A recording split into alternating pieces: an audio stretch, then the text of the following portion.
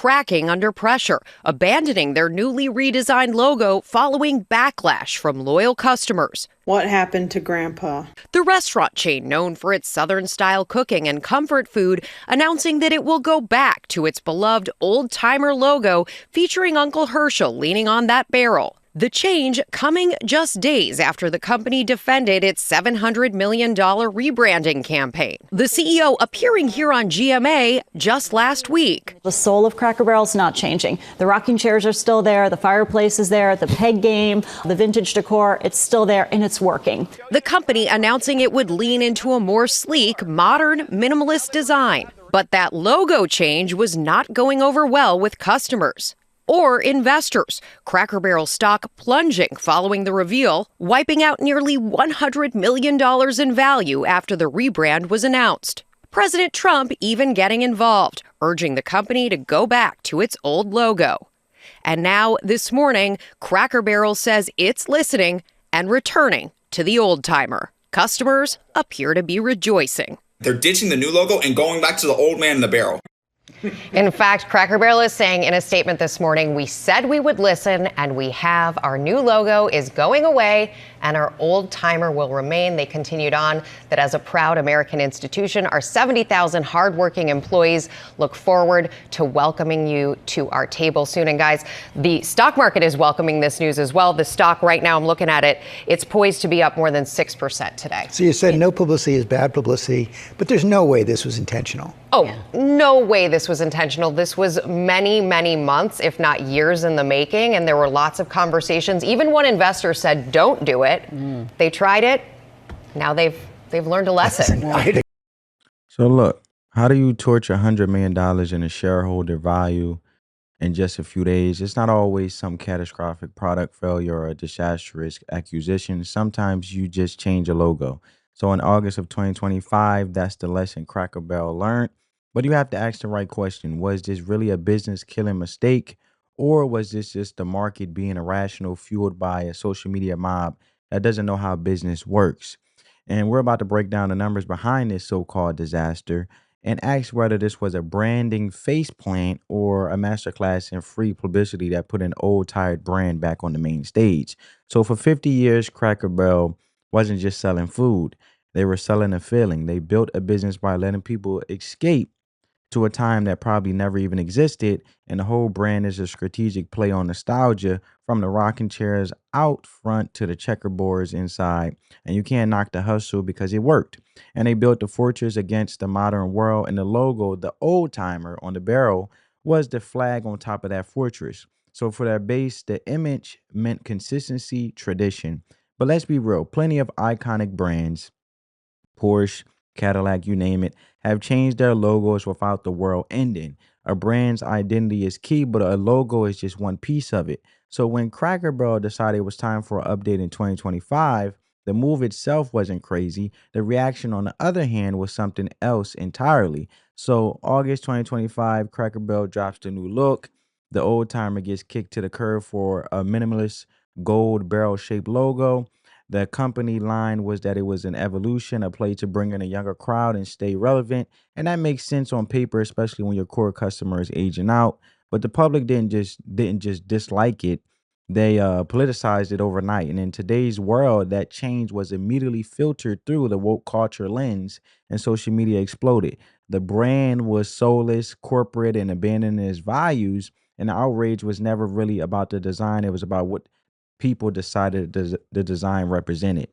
So when you have CEO Julia Massino, who you guys seen, saying that, it was overwhelmingly positive research, it didn't matter because the narrative was set in stone, and Cracker Barrel was trading its identity for some bland corporate look to please a crowd that was never their customer in the first place. So the logo wasn't the issue. It was the symbol people used to vent their frustrations. And while everyone was arguing on Twitter, the real action was on Wall Street, because to get the picture, you just need to understand market capitalization, because the total value of a company's stock when the new logo went live, investors didn't see a design. They saw the social media firestorm and they panicked. So they saw the company caught in a PR crisis, and they priced in the absolute worst case scenario, And then the days after the reveal, Cracker Barrel stock got hammered, erasing nearly 100 million in market value. And this is a perfect example of how sensitive the market is to public perception, even when it's just a manufacturer online mob. Honestly, if you saw this coming, you should have bought the dip when it came to the stock market, because this wasn't a real crisis. It was a predictable market overreaction. And you could even argue it was a risky but smart way to get eyeballs back on a brand such as Cracker Barrel. So the controversy blew past. Being a business story, it got dragged into the culture war. Commentators started screaming that the company was going woke. Then it hit another level when former president, now current president as well, former and current, President Donald Trump chimed in, telling the company to admit a mistake and to bring the old logo back. And then his involvement turned into a branding decision to a national political circus, which also brought visibility to the brand worldwide, because it's free publicity, let alone free marketing, getting eyes from the president, cranking up the heat on management. So meanwhile, there was another war happening in the boardroom. You got someone that I love to watch. He's very, very successful. Marcus, Marcus, what's his last name? Another big story I'll is get to Cracker Barrel. They have gone back to the old logo. They Marcus listen Lemonis. to There we you, go. the customer. Here's a quote from the restaurant. We thank our guests for sharing your voices and love for Cracker Barrel. We said we would listen, and we have. Our new logo is going away, and our old timer will remain. At Cracker Barrel, it's always been and always will be about serving up delicious food, warm welcomes, and the kind of country hospitality that feels like family. As a proud American institution, our 70,000 hardworking employees look forward to welcoming you to our table soon. And this, of course, came after President Trump issued a or a truth message of his own yesterday, which went everywhere. And apparently the CEO of Cracker Barrel called the president yesterday to thank the president for his message urging Cracker Barrel to quit all of their ridiculous changes. And then Trump put on Truth Social, "Congratulations, Cracker Barrel, on changing your logo back to what it was. All of your fans very much appreciate it. Good luck into the future. Make lots of money. And most importantly, make your customers happy again." So a couple of things. I mean, before they did this logo revamp, they were having problems with the business model. They were needing to refresh.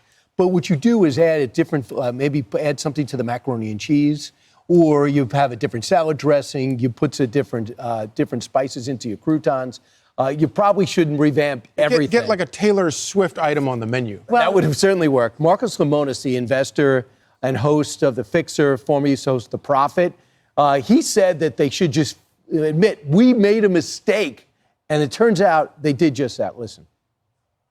When you get a reaction, you should react to that as well. And I think what the CEO needs to do right this moment today is come out and say, look, we had a great idea. You obviously didn't like it. You're our customer. We're not going to change it. We thought about it. You responded. You reacted. It showed up in our registers. We're not going to change it. I've made a million mistakes before, but when the customer comes out and the market comes out and says, we don't like it, you don't need to double down. he would know. He's the CEO of Camping World, the biggest RV company. He's the one with the big American flag, and a lot of people have said you need to take it down, and he does, and he fights for that American flag.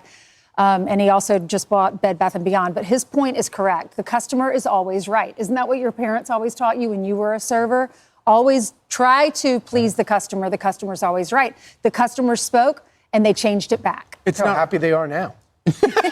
I mean, is that live? It's not rocket science. And here's the thing. There's like a silver lining in this.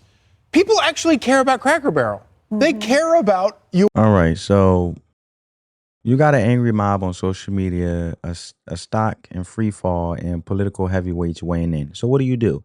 You fold. About a week after the launch, Cracker Barrel waved the white flag and killed the new logo.